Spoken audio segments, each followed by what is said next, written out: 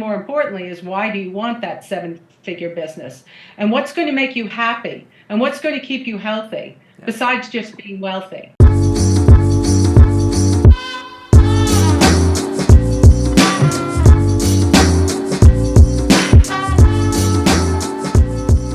Hey everybody, this is Tom LaFaso here. This is the Follow the Winners podcast. I am here today with Carol Cole Lewis. We are going to be talking about the Follow the Winners in a nutshell, what success means, what kind of successes that she's gone through in her life, and kind of get a better understanding of her perspective on the whole situation. So I have Carol with me today. We are remote. She's in California. I'm here in New York, and we're going to talk about all these things that are associated with Follow the Winners. So here's Carol Cole. Please take the floor. Tom, it's lovely to be here, and I feel, even though I'm not back with you in New York, there is a connection there. I'm from East Rockaway, so I came out here probably about, over 20 years ago to live my dream life, because I believed that life could be more than what I was living. So who am I is the first question you asked. Yes. When you said me. So who am I? Gosh. That's an impossible question. Who am I? You can spend a lifetime figuring out who I am, right? But to be, so my name is Carol Cole Lewis, if you want to, who I am. And what do I do is how other people define themselves as who they are. I'm an independent solar consultant right now. I'm helping homeowners go solar with confidence. And the other thing that I am is I will show you where I am that also describes who I am. And this is just the view from my computer screen out to my farm. That is a 11-acre walnut farm, organic walnuts. You could see the chicken coop there off to the right, and that's a cob cottage. It's like our little hobbit house that we have for meditation and work and writing. House. Well, we call it a hobbit house. You open the door inside, it looks like a hobbit house. Yeah. It's pretty amazing. And so I'm also an organic walnut farmer. And just living the life of my dreams. I'm living my life by design. I live the life that I want to live here in Northern California. I'm so excited that I can do that. Yeah, that's really interesting. I need to know more about this walnut farm. Like, how long have you been doing this for? What encouraged you to do this? Did you do farming as a kid? Those kinds of things. Well, the walnut farm was kind of an aside. My husband and I were looking to move from where we were, and the current owner of this farm, who we're actually in partnership with another owner who lives, I'm looking at her house from here. She's there. We co-own the farm. She was going to sell the farm because she had enough of it, because it takes work. Yeah. You can't do the farm on your own. So she was going to sell it. There was another house on the property. And we said, well, why don't we co-own the farm together? Why don't we do this together? And so we moved into one house, and they're in the other house across from the farm. And so we basically are, I guess you could say, an intentional spiritual community, as well as a walnut community. Cool. So we do the farm together. We live our lives together. We're here. We do a lot of regenerative work here on the farm, which is regenerative agriculture. We are looking to basically make a difference to the carbon footprint in the world by exploring things here on the farm that we do. We use God, it just went right out of my mind, and I'm even certified in it. It's called, give me a second here. It is called, that's right. I don't know why it flipped out of my mind. Permaculture. I don't know if you or your listeners have ever heard of permaculture, but it's a way in which you can design your space. It doesn't have to be a farm. It can be anything. You could design your space according to principles that basically work in harmony with nature. Okay. So that's what permaculture is all about. You can actually design your exterior space to make better use of the land that you find yourself in. So that's what we do. We do a lot of that work here on the farm. I'm pretty familiar with things like hydroponics. I've done a lot of research on that because it really interests me. I have my own fish, so I was always interested. Like, I wonder if I could make something out of my fish tank. You know what I mean? Grow some vegetables or something like that, or even just a cool plant. Yeah, You know, looking at the circular hydroponics with the fish, yeah, and then you're using the fish poop and then growing plants, using that as fertilizer for your plants. yeah, Yeah, good idea. yeah, Start small. yeah. You just need an aquarium or something like That's that, it. You know, right? you don't need much. You just need some fish to eat. You know. Fish. Yeah. Yeah, the fish poop. Poop is good. That's cool. What other kinds of like regenerative things? I've done lots of research. This is always a topic that interests me. I work with two solar companies right now, and I fly. I have a drone that I get images for them with, and they've sent me to sales classes that they do, and I've sat in with them and I film those sales classes, but I'm obviously learning and listening, so I've learned a lot about solar panels and how they sell them and the benefits behind them and things. I'm sure it's a little bit different in California. I know for benefits and so on, but um, even besides that, like, do you have that kinds of stuff on your property? Is that like, or even with your business? I'm just looking to see if you can see my 24 panel ground mount from here. It's a Oh, little cool. hard. Yeah. So, yeah, we have that here. We have that. And yeah, that was Denise, who is the main owner of the farm, the one in which my husband and I Hmm. bought from Denise, and they were co-owners.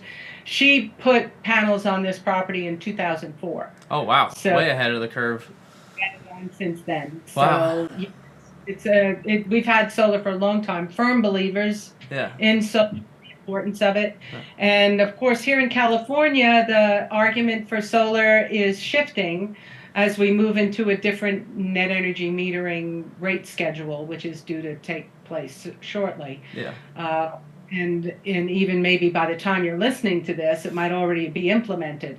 Personally, I see it as an opportunity rather than something that has to be overcome, because we in this country have to shift Yeah. from expecting we we have to move towards energy storage, local energy storage, and that's going to be the key to solving our problems. Yeah, I mean like So we giant battery warehouses. I just literally did a video today of someone who had those Tesla Powerwalls. I don't know if you're I would assume you're familiar with them.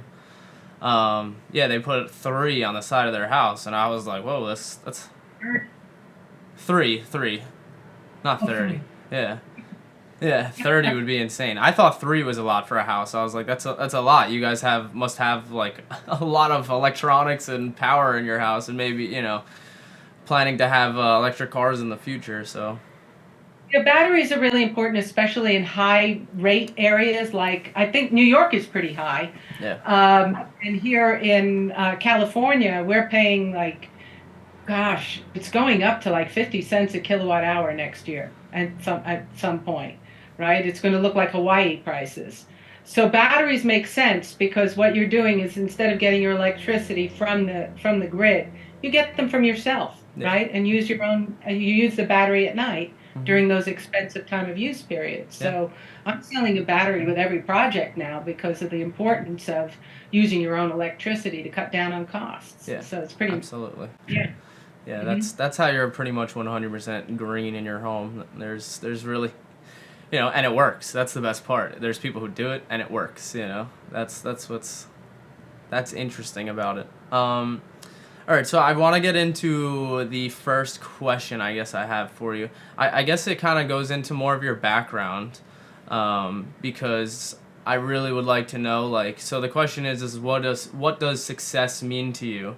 But I would like to know, like, I'm sure throughout the years you probably have had many different ups and downs and so on. So as far back as you even want to go, what does success mean to you? Well, I'll tell you, it's a really interesting thing because it's a real journey to really discover. Your first question that you asked, who are you? That's the big question. And that's the question I've always asked all my life. Who am I? Why am I here? And what's my purpose, right? Mm-hmm. So, what is success to me? Success to me is being connected to who I am. Mm. But that always wasn't it, Yeah. right? Well, I can remember as a child, very, very, very young child, I had a mother that was, my parents loved me, but my mother had a challenge with her emotions, I should say. She might have been a little bit bipolar, I don't know. But she used to, I guess, She used to beat my sister and I. It would probably be called corporate punishment now, but Yeah. back then it's not. It wasn't. But you grow up with a mother who doesn't have control of her emotions, and Mm-hmm. then you take a different approach Yeah. to try and get this person to love you. Me, I took the approach of being little Miss Goody Two Shoes and doing the best I could in everything. My sister, 13 months younger, took the opposite view. So she was sex, drugs, and rock and roll, right? Mm-hmm. Two different ways to go about this, right? Mm-hmm. So the two of us kind of clashed because she was so different than me. And I thought, you're crazy doing this. So Miss Perfect, right? Had to do everything perfect. So I graduated valedictorian in my high school class, got a full ride to university, graduated summa cum laude, right?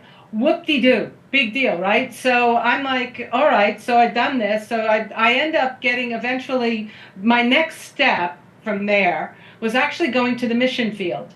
I ended up, for 2 years, I was in Monrovia, Liberia, West Africa, where I Wow. was trying to figure out this who are you part of me. Mm-hmm. And really going to bring the Lord and save you to the world, bring Jesus to everybody. And I Cool. figured if I could convince them that Jesus was who he said he was, then maybe there must be something to this.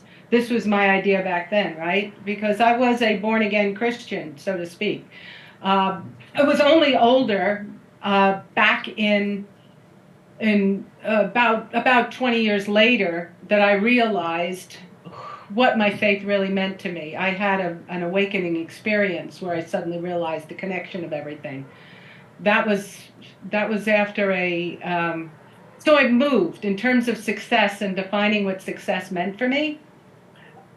In this interim period, I actually went, after I was in Liberia, I went to England for those 20 years because I met my husband on the mission field who was English, Cool. and he was a doctor, And you did and that so for I was 20 years?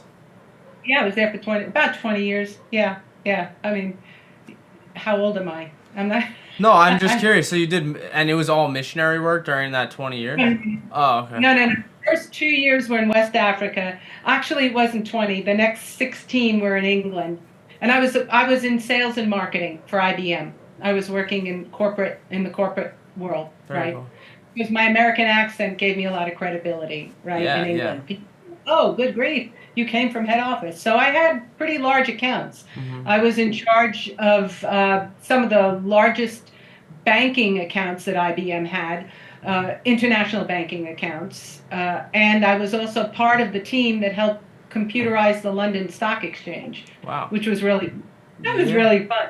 It was great. I was leading trips on IBM's private jet to the south of France and having visits with taking the head of information technology to see IBM's new technology that was coming out that they were going to be investing in for their systems. Wow. So it was great fun for me. But then I remember there were a lot of things that happened during that time, which I'm sure all of you that are listening can probably relate to. I mean, one of the main things is that when you're focused on a career, forget your marriage. I mean, at least I did, Yeah, right? a lot of people do. Yeah, It's and so tough. I went through two divorces during that time. Two divorces. The first one, the doctor that I met on the mission field, I left him for somebody, I had an affair and left him for somebody who I was working with in IBM. And then he left me for his secretary. So I'm like, okay, here I am. But I'll tell you, if you want to talk about success, I'll tell you what the most important success that I had with that.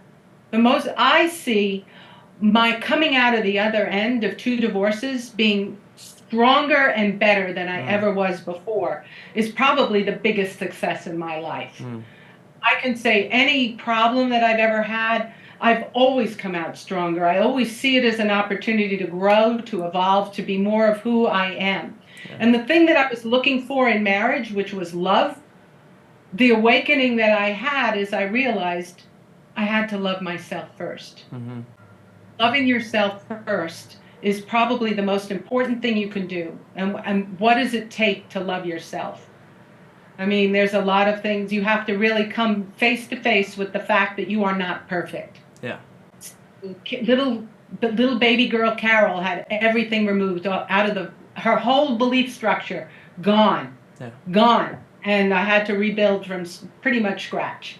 Yeah. So today, it's great. I love life. It's Yeah. fantastic. I think a lot of Yeah. people can relate with that scenario, though, regardless of where they lie in it. Because a lot of people go through hardship, especially in relationships.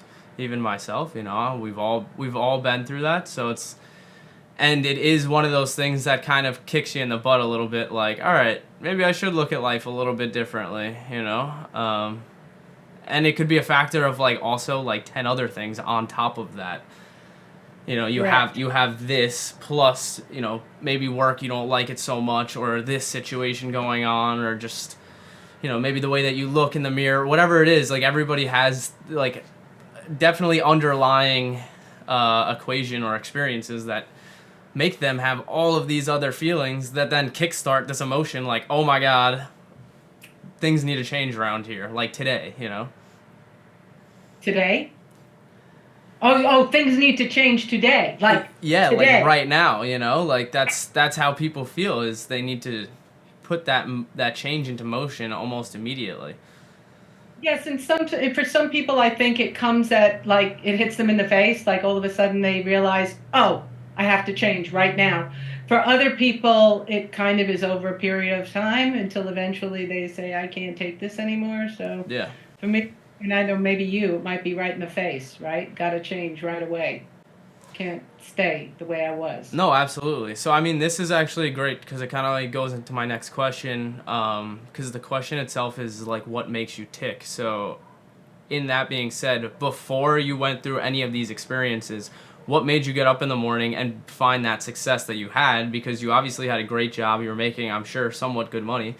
And all of that, and then you have your life probably feels like crashing down in front of you, being like, oh my gosh, what's going on? And then you have to like rebuild that that tick inside you to do that. So like the comparison between the two.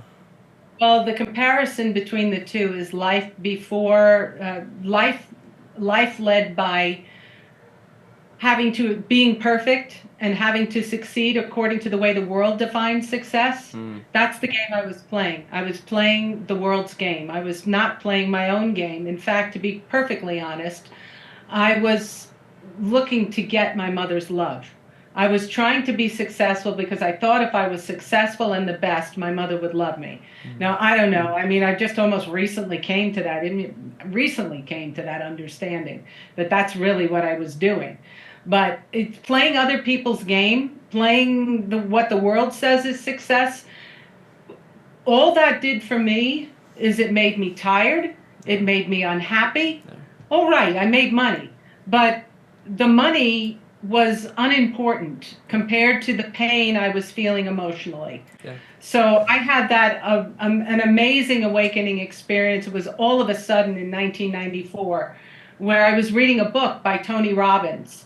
And there was a sentence in the book that says, you are totally responsible for your life. Mm-hmm.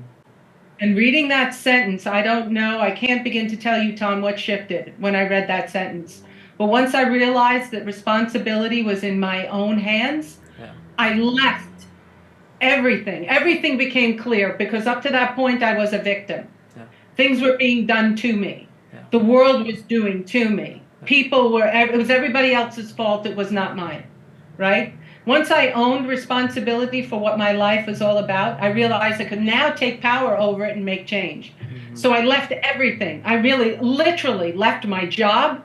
I left all my stuff. I came back. I was in England, right? So I came back with 10 boxes, 10 boxes and a bicycle. And I moved to I moved to the Bay Area in California, where I began to rebuild my life into something that I wanted to have, rather than something that I thought I had to have. So I became an entrepreneur at that point. So for a while, I was doing personal training. I had been a personal trainer. I had been a competitive bodybuilder when I lived in England. And I also, so there's another success I had. I won a national title Wow. in the Association of Natural Bodybuilders. So I love health. I love fitness. So I came back here and I thought I could be a personal trainer. Wow, that takes a lot Decided, of work. yeah, it was fun, but it wasn't what I wanted to do, because what I found is that you get a whole bunch of people as a personal trainer. At least this is what I found, is that there were a whole bunch of people that thought just because they hired me, that was going to make them fit.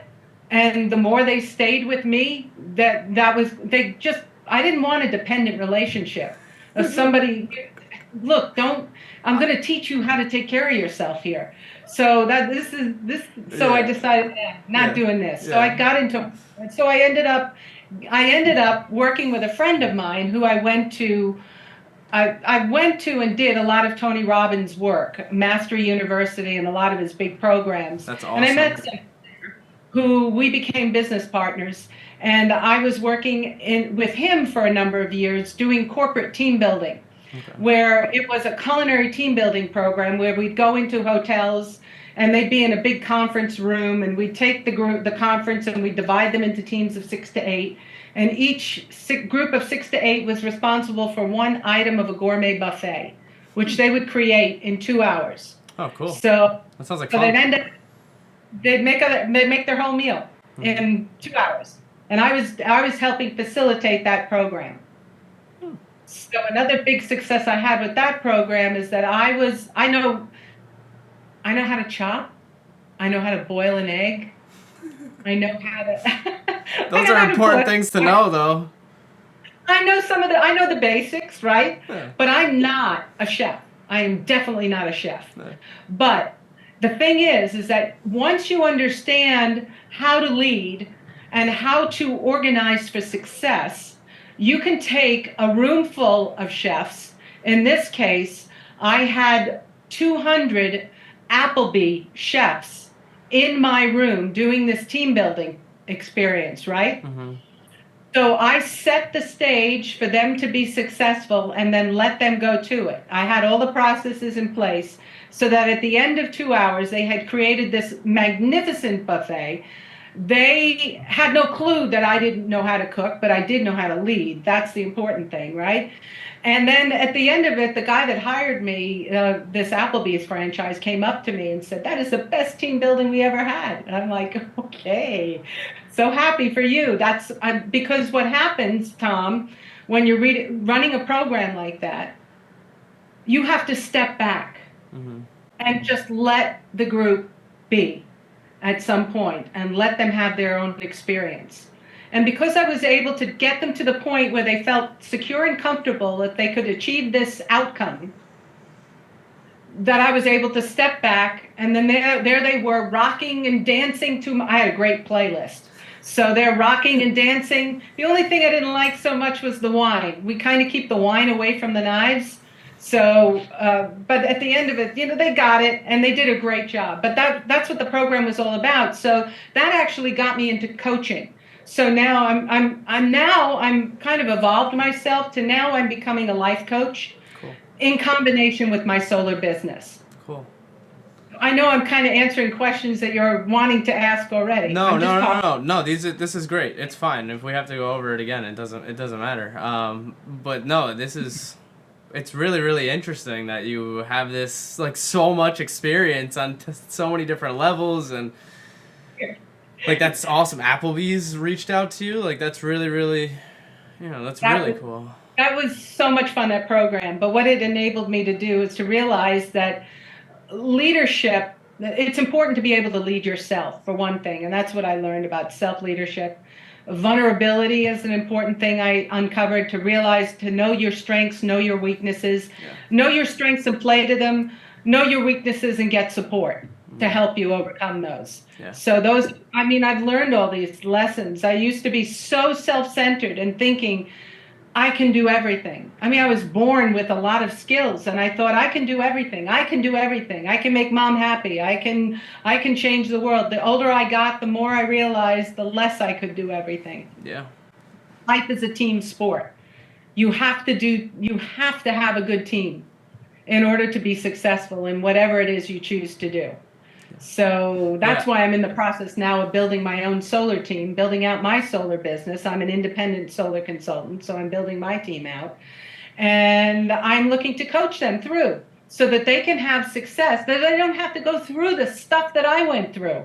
So they don't think they have to sell $1 million, that they have a 7-figure business. If you want to have a 7-figure business, I can coach you through that. But what I will do more importantly is, why do you want that 7-figure business? And what's going to make you happy? And what's going to keep you healthy besides just being wealthy? So I work on the whole thing. And my belief is, if you start with the happiness goal first, the other ones fall in place. And you'll make money because you'll be doing things for the right reason, not the wrong ones. Yeah. So Yeah. I'm taking my ideas to take people through that coaching program to make them successful. Yeah. So That's just really, start. that's, I mean, those are all things that everybody kind of needs, at the end of the day, is some kind of life coach. I think everybody really needs, or like a therapist, you know, kind of one or the other. It's important because having somebody see, like even you just said before, getting like taking a step back and allowing, not only in like what you were doing, you would take a step back and have the gentleman there accomplish it on their own. It's sometimes nice to take a step back in your own life and have other people come into play and be like, hey, this is what you're doing wrong, try it this way. And that's a huge reason why I'm doing this podcast, because I am hoping I can grab information to see, okay, maybe there is something in my life that I can grab from this and share that with the world, you know, at the same time. And then find correlations between many of different people that I have, you know, in the future to be interviewing as well, because it's something that interests me so much to find these major correlations between people. And I think that's what a lot of people look past is, you know, they'll talk to somebody like you and they'll think that hiring you as a coach is too good to be true, because yeah, there's no way you'll make them a millionaire if you give them enough time and resources and whatever. But we all know at the end of the day that there is like a formula to this equation, you know? It might not happen overnight for some people. It might not happen in 10 years for some people, but there is some standard formula that goes into play here. And like you're saying, happiness is like a huge, huge one. A lot of people just attack money before they even go into happiness. You know, for me, I want happiness to me, like I want to wake up with a smile on my face, like excited to take on the day, like a little kid showing up to his first day of school again, you know? Yes, and you can do it all. It's really the most important thing is this space, this 6 inches right here. Yeah. Right?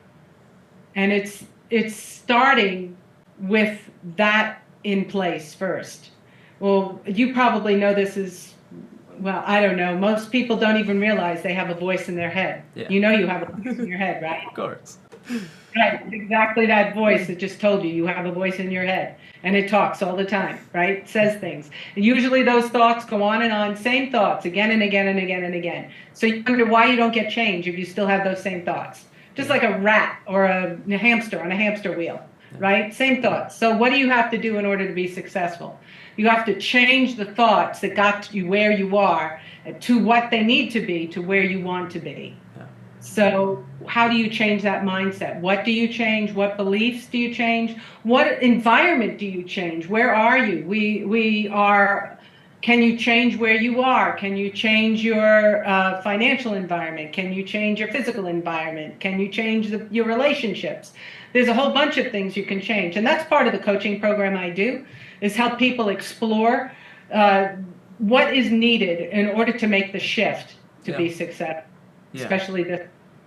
Yeah, I mean, that goes into like what a lot of people say, as you grow through these processes, you'll lose like friends in your life or people that are close to you.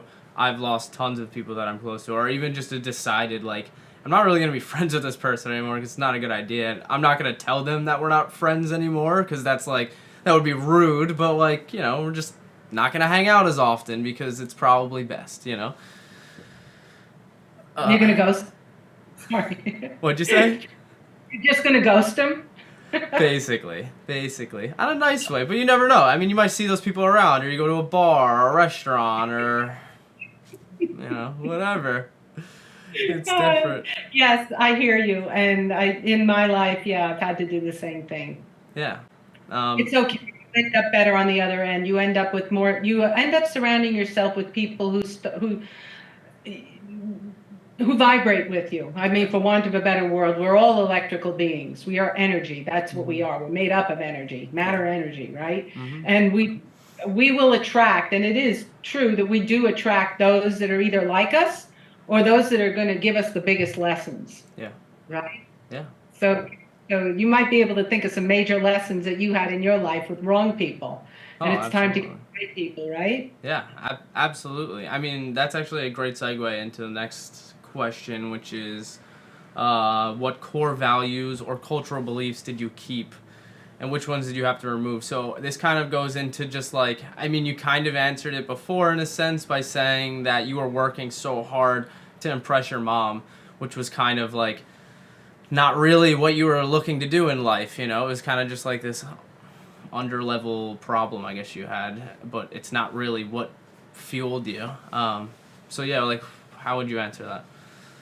Well, remember, this was 5-year-old Carol, and everybody starts and they develop their main core beliefs up to about the age 5, maybe 5 to 10, right? So you are spending the next 80, 90 years getting over the first 5, Yeah. right? Yeah. So what worked then, back when I was 5 years old, enabled me to survive as a child and not get hurt too badly, right? And then but you know, the thing that I had to learn with my wakening up experience was that 5-year-old Carol wasn't working anymore. So I had to give up the fact that I had to please somebody else.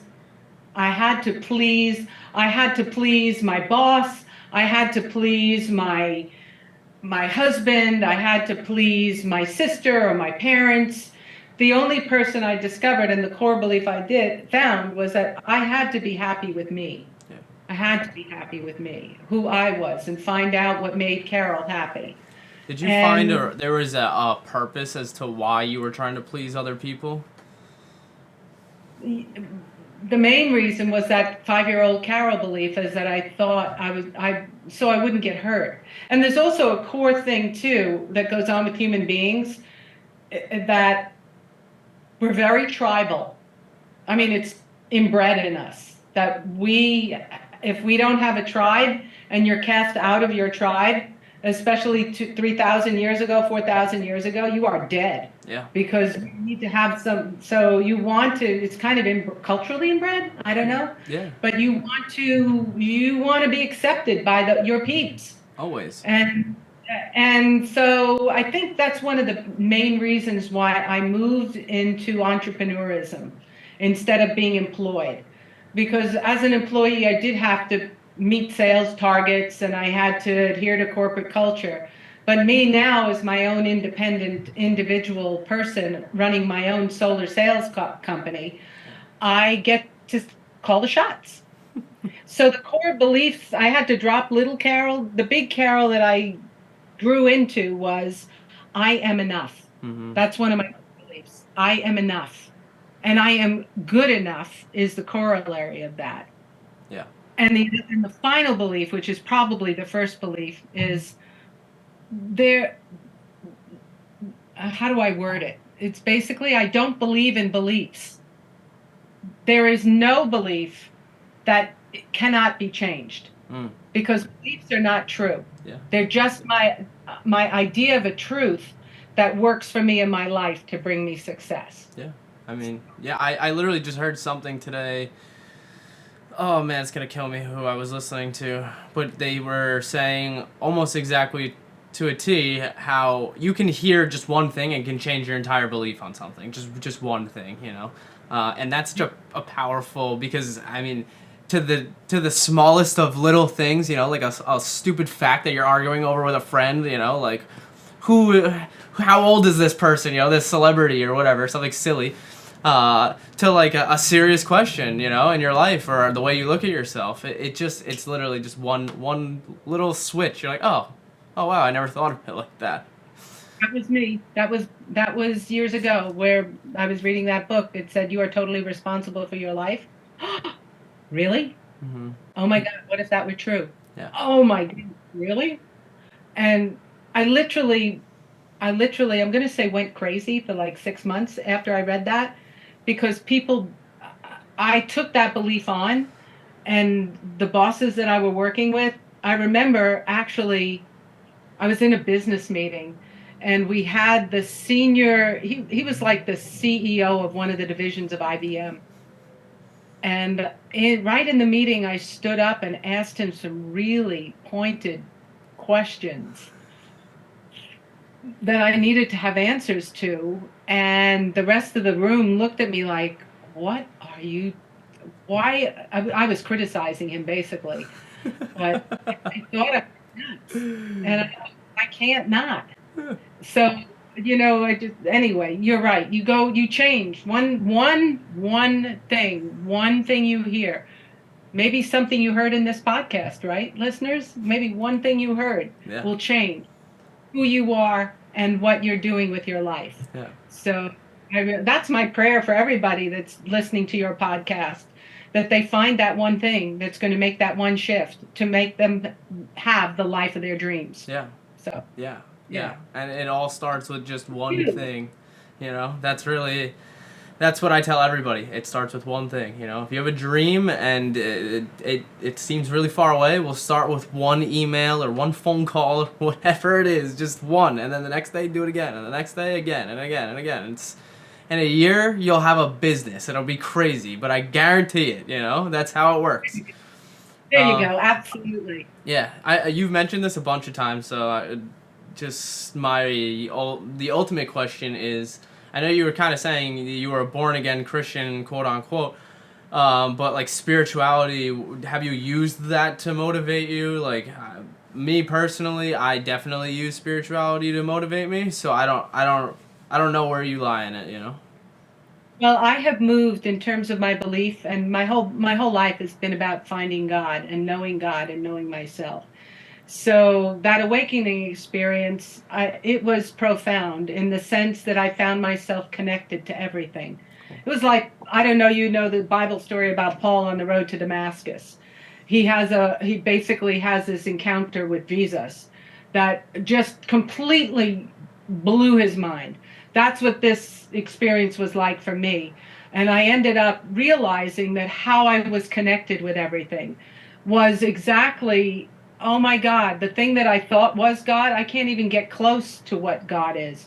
I think some people, I haven't had a trip yet. I haven't done any drugs in my life, but I'm really thinking about ayahuasca, because I think ayahuasca is kind of similar to the experience that I had. Yeah. At least the way people describe their ayahuasca experience, Yeah. or mushrooms. Mushrooms sound really cool too. I might try those. Yeah, I don't know. mushrooms is definitely interesting. Yeah, it definitely is. Psychedelics can be fun, but you have to be on the right state of mind, because if you're not, you could be in a whole different place than you want to be. Oh, very interesting. Yeah, so I'm still kind of playing around with that, because I just want to see if that experience is very similar to what I've had before. Yeah. I'm just curious to see, because it's important to understand that. And did you experience this with like this complete opening up and realizing? I mean, just realizing, whoa. Yeah, I mean, you feel very connected. Your heart feels completely wide open to the world. I remember, though, one time I did mushrooms, and I was hysterically crying in that most happiest way possible, though. Like, tears of joy. It was the weirdest experience. I really I don't have anything bad to say about it, but I do know people who have had, like, crazy experiences, so I tell people, make sure you're in a good state of mind, because, you don't want to you don't want to make things worse. Yeah, that's why I'm kind of looking to see what kind of environment I'm going to do this in. I'm debating whether maybe to go down to South America to do it, or find somebody who might be a good shaman to help me through this spiritual journey in a safe way. I'm sure there's some places around in California. I'm sure. Yeah, it's not legal here yet, though. Oh, so yeah. I see what you're I might saying. have to go up to Oregon. I think it's legal there. That's crazy. Mhm. So I don't know if it's too touchy of a subject, but what was the spiritual, like, awakening? Like, how did it come about? Well, as I say, if I had to use a word, it was grace. It just happened. There's nothing that I did. It was just something I was reading, the state of mind that I happened to be in at the time as I was reading that sentence. And then suddenly, just because of where I was in time and space at that particular point in time, it was like everything opened up to me in terms of what I realized I was. Mm. I realized who I was, I realized where I was and who I was connected to. I realized that I was just a physical, just one small piece of God experiencing themselves here on this planet, right? So Mhm. my Christian beliefs brought me to where I am, and I suddenly realized that there were a lot of truths in the Bible that I never even knew or understood because they are written in a way that they're not meant to be understood except for people who can see them from a different frame of mind. Perspective, yeah. So That's so that's really, things really. like that. That's a Yeah. key. That's a key point, though, and I think a lot of people look at the Bible in like, especially my generation, the younger generation, they're like afraid of the Bible for whatever reason. I don't know why. Most people I know are like that. Not in like in a bad way. They don't know anything about it, and it's something even new for myself that I want to know more about. But I think that's really interesting because you can pull different perspectives from it, usually all in the same good light and positivity. Exactly. Yeah, I actually shifted my belief. I was a fundamentalist Christian, and then with my awakening, I became a Unitarian Universalist. The Unitarian Universalists, you might not have ever heard of I them. have not. There's about 250,000 of us throughout the world, one of the oldest faiths. It was at one time the biggest faith group in the United States in Wow. the 1800s. Yeah. Now, the cool thing about Unitarian Universalists, we are the faith you go to get your answers questioned. We are a faith of doubt. You bring doubt to our faith. And it's all about exploration and understanding whatever path you are on is cool with us. Hmm. So we bring a lot of wounded Christians to our faith Hmm. that were fed up with the Christian church. They come to Unitarian Universalists, and they do so much of a 360 where they do kind of what you were talking about, where they like Jesus and the Bible. No, not going to do that. It's awful. I grew up with a nun who slapped my wrists and stuff like that. No, it's about really every faith, every type of religion points to the truth in some way. Yeah. They all point to the truth. Yeah. And the question is, and like you're trying to do with this podcast and trying to find the threads of success, that's what religion tries to do too. There is a thread that runs through all of them. Mm-hmm. That is the truth. And the truth is basically probably found in the in what's her name? It's in the golden rule. Do unto others and Mhm. love one another. Right? Yep. That every faith has some version of that in their faith code. Yeah, very So similar. as we love each other, and I'm going to say the platinum rule is love one another as they want to be loved, Mm-hmm. not how you want to love them. Yeah. Love them as they want to be loved. And once you start doing that and you live your life with love as your guide, selling becomes fun. My next book is, I just finished a book called Go Solar with Confidence for my solar customers to educate them. My next book is Sell with Confidence. Hmm. So it's teaching people how to sell from heart rather than from head, to help somebody rather than to get. That's huge. That was my biggest problem in sales when I first got into sales. Was I thought I needed to outwit everybody who was in front of me. I was like, oh, I need to figure out this chess game that we're in right now. And my move, I'm gonna take you down. Don't you worry. That's not the case. People want to just be spoken to normal and just want like to be caressed into a deal, And it took me a while to figure that out. Like I went through like a bunch of sales jobs, and then it finally like clicked with me one day. I'm just like, yeah, like I hate being sold shit all the time. Like I don't want to be sold anything ever. It goes a very long way selling with your heart. Really, putting yourself almost in someone's shoes and being like, okay, I'm gonna help you today. I'm not trying to sell you anything. If you want what I have to offer, I will help you. And that's to me why I have to do sales that is ethical. Like I can't put myself in a position where it's unethical. Car sales was extremely unethical in my point of view. It just like especially here on Long Island, some of these people are a little bit cutthroat, you know. The managers, people you work with, they're like, you know, you're going to sell this car for this crazy amount. You're like, what? Like, no, I'm not doing that. That's not right. You're like, that's a Honda Civic going for $500 a month. Like, come on, you know? Oh my goodness. Yeah, it's really, so that's the direction my life is going in. I have done a lot of work on myself. And I would what I mean by that is I know what my core values are. Mm-hmm. I know what my core strengths are. And I've gotten to the point where I am going to basically just be more of that. Yeah. Now, I've just recently gone through a 1 year program which really helps to identify these things. Because if we live a values centered, values focused life of what is important to us, and it's not just sitting down on a piece of paper and saying, yeah, I like that value better than that value. It's not that. It was a 2.5 hour process where we sat down and got these values out of me. So they are my values. That's cool. I know, I'm confident that these are my values that Mm-hmm. are at the core of who I am. Yeah. And to live a life filled that is value centered like that makes a whole difference in terms of what I say yes to and what I say no to. Mm-hmm. Because now I know how to say yes and how to say no. I'm not wondering, because I know that when something isn't resonating with my values, that's a no. Yeah. When something is resonating, it's a big yes. So yeah, There's the motivational speaker. I'm gonna botch his last name. It's like Dean Graziosi or something like that. He's buddies with Tony Robbins. Actually, it's how I know of him because they did like an okay. event together, and Oh, he spoke of the very similar the 7 whys, and he said that he hired some guy to come in to be like a consultant in his business, and the guy ended up asking him like why 7 times, like why he's doing this, and it got down to like this extremely personal like why am I doing this. So I watched this and it was really interesting to me, and so I asked myself, I mean, I didn't go on like some crazy long adventure, it was just kind of like a 5 minute thing, but it was really interesting to ask myself 7 times, why am I doing this right now? Like, why do I have my own company? Why do I want to grow a business? And the answer at the end was, I want to create a legacy for my future family that I don't even have, because I don't want them to live the same life that I did.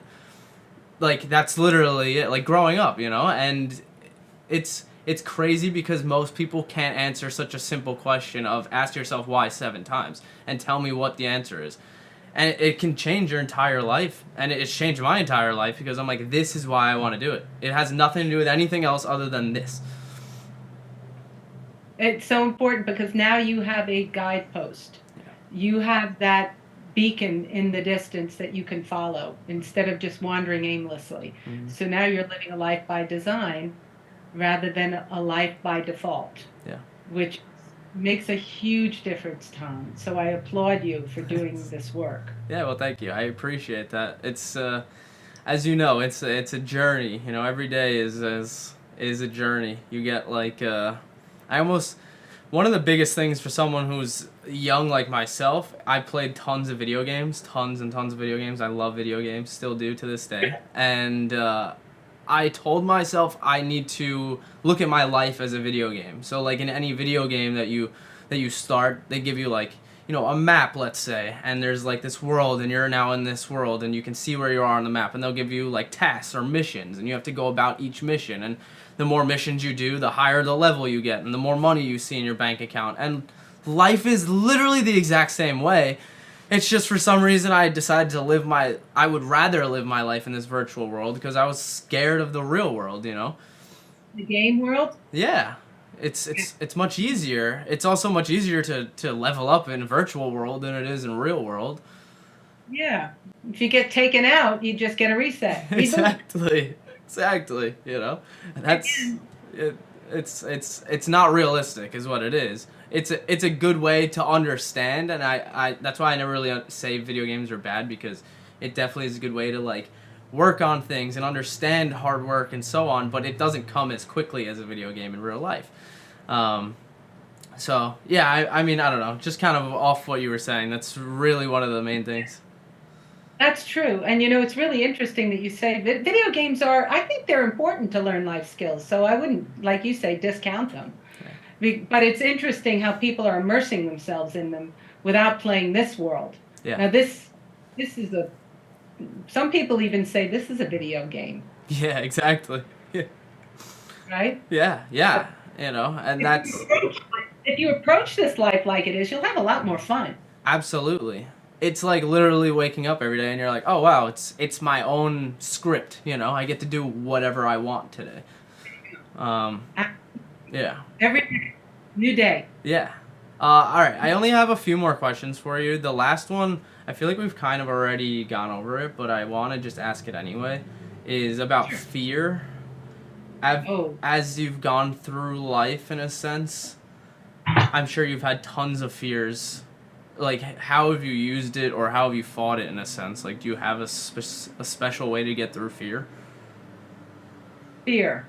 Now, yeah, fear is interesting. I have, of course, lots of fear. My whole life was pretty much all fearful up to my awakening time, where I realized that I didn't have to live in fear. The opposite of fear is Faith? love. Love. Fear, love. The opposite of love isn't hate, it's fear. Mm-hmm. Because the way I see it is that fear is all about being ego focused.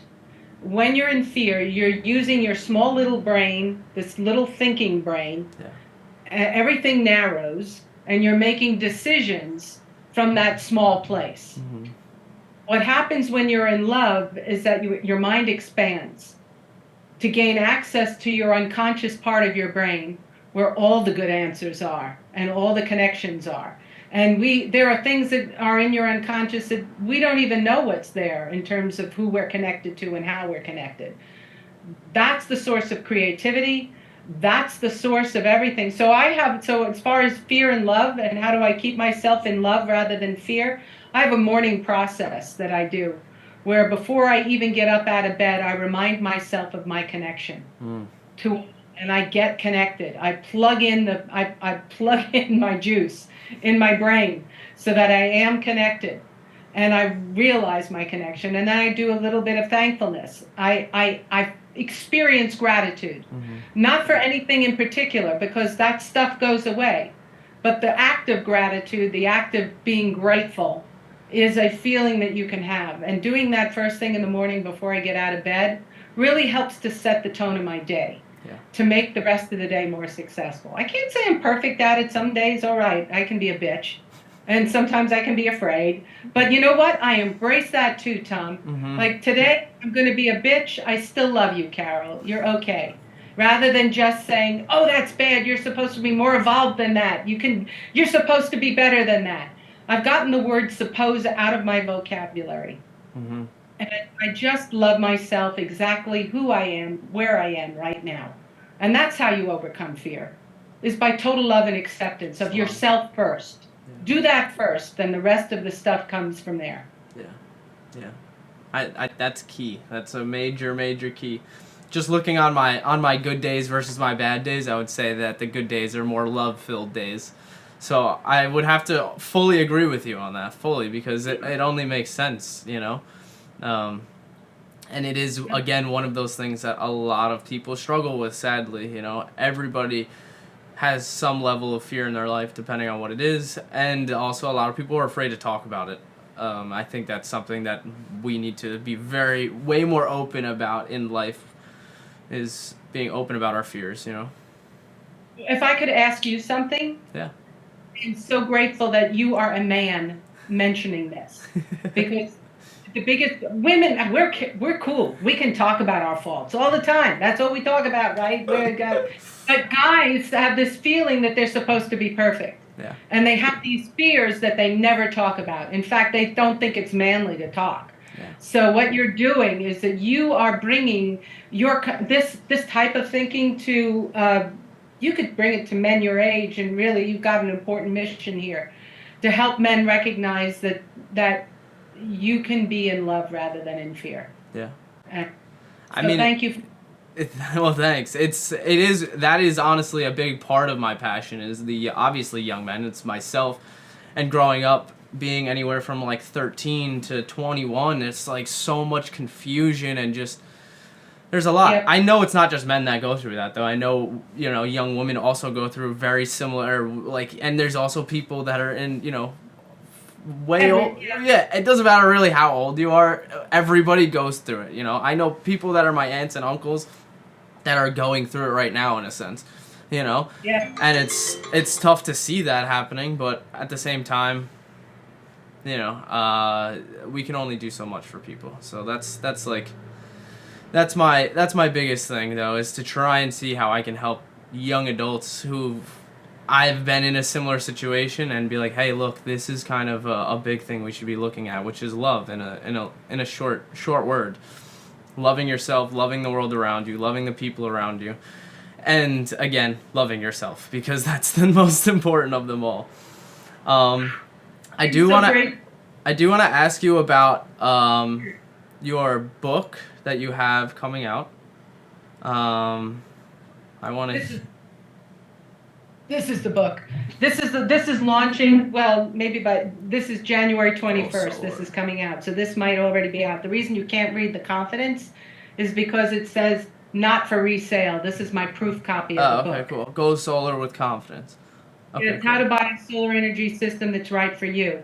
This is for homeowners that are thinking about solar, but they don't know who to trust. Cool. So this is all the information you need to know in order to go solar. Sorry to cut you off, but I want to say, do you want to give me a nugget or something from the book so we can put that on the internet for you, and maybe someone will go out and purchase it? I know I'll definitely buy myself a book because it's... Sure. The key to there's a whole bunch of things in this book. It teaches you the basics of solar, how solar works, how to read your electricity bill, how to understand how to get a solar proposal and understand what it is. What questions do you ask and don't you ask a solar salesperson, so that you are armed when someone comes to your door, so that you're not just feeling like a lot of reasons that people don't open the doors because they quite frankly are afraid. They don't know what questions to ask, and they're embarrassed. Yeah. That's what the book is designed, is to help people lose that embarrassment so they can have an informed conversation, so they can make an informed, intelligent decision for this purchase, which is probably going to be the next biggest thing they buy, other than their Tesla or their house and then their solar, right? Yeah. So that's why I wrote the book. And it's also for people like you, too, because this can be used for an independent solar consultant, and you can replace this information, which is my information, with yours, and give this to your customer as a lead generation tool. Oh, that's really cool. Yeah, I mean, it's a great way for people to get more education in the industry. Considering I somewhat work in the industry, I would say, because I'm I guess involved in it almost on a monthly or weekly basis. Even today, I was just talking to one of the associates that I work with.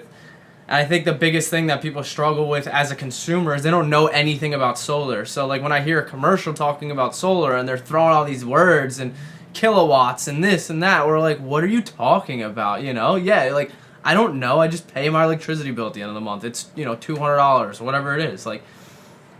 So it's one of those things. It's a niche right now that's going to be growing, because as more people become homeowners and more people realize, oh, I need to add this to my home. It's something we're all gonna need, and even myself. Absolutely, and I don't want people to be afraid of it, because it really is going to make the difference as to whether or not we survive as a species on this planet. Yeah. Having solar, having battery storage, energy storage is going to be critical. Yeah, is critical already. Critical. Yeah. For our survival. So, I would love to see solar panels on everyone's house. Driving around here, and everyone's completely off the grid. Don't have to pay for electricity anymore. It's your own electricity. You do your own thing. We're not hurting anybody. We're not burning fossil fuels. We're good. Absolutely. Yeah. Absolutely. Where can we find the book, though? Where will it be? Well, my website is upstartenergy.com. Okay. Upstartenergy.com. And on there, I'll have a pop-up that will have, there'll be information there when the book is available as to where you can get it. You'll find it on Amazon as well. So that's where I'll be selling it on Amazon too. Awesome. So, are you active on any social media accounts? I had my Facebook account stolen. So Oh, that was last year, and I had like thousands of followers, right? And so I've given up on Facebook. I have a huge LinkedIn fan base. So I am active on LinkedIn. So I'm okay. thinking about focusing my work in LinkedIn now Yeah, it's not a bad rather idea.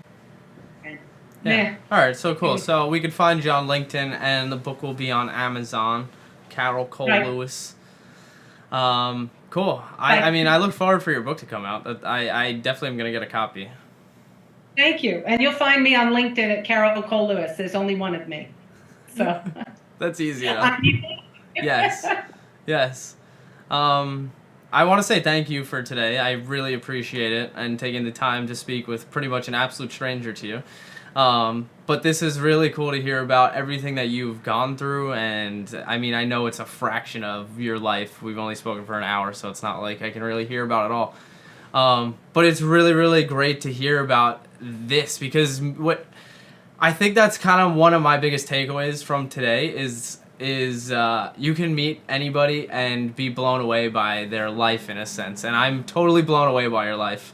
You've had like a lot of really cool experiences. It sounds like, and found success in different ways. And what a great person to have on my show, basically, because you understand the levels of success, different ways to go about it, and you from what I understand, you don't need it's not about the fancy car to you. It's not about like, having a Rolex or anything. It's just about being happy. And that's a correlation I would like to see across other people to see if that is the similarity, that one key thing. So thank you. Well, no, thank you. I've really enjoyed my time. It's been well worth it. Thank you. Awesome.